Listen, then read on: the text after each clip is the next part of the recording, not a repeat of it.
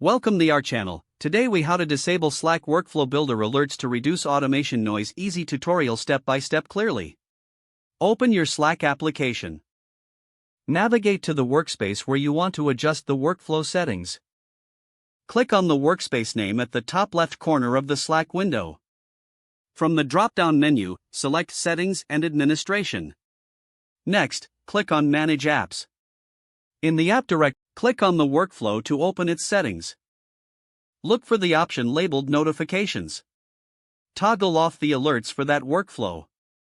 If you have multiple workflows, repeat this process for each one as needed. To save your changes, ensure you click on the Save button at the bottom of the Settings panel. Your workflow alerts are now disabled, reducing automation noise in your Slack channels. Feel free to test the workflow to confirm that alerts are no longer triggered. If the page does not load, refresh the browser or try again in a private or incognito window. Make sure you are using the correct email address, then retype it carefully to avoid small typos.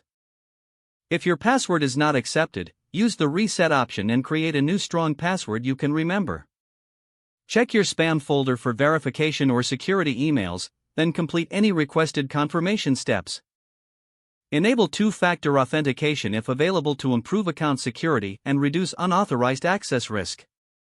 After signing in, review your profile details so your contact information and settings are accurate and current. If you see an error message, note it down and try again after restarting your device and internet connection. Log out when you finish, especially on shared devices, to keep your account and payment information secure.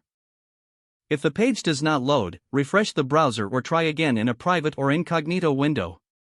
Make sure you are using the correct email address, then retype it carefully to avoid small typos. If your password is not accepted, use the reset option and create a new strong password you can remember. Check your spam folder for verification or security emails, then complete any requested confirmation steps. Enable two-factor authentication if available to improve account security and reduce unauthorized access risk. After signing in, review your profile details so your contact information and settings are accurate and current. If you see an error message, note it down and try again after restarting your device and internet connection. Log out when you finish, especially on shared devices, to keep your account and payment information secure. If the page does not load, refresh the browser or try again in a private or incognito window. Make sure you are using the correct email address, then retype it carefully to avoid small typos. Don't forget to like this video and subscribe to our channel for more step-by-step tech guides.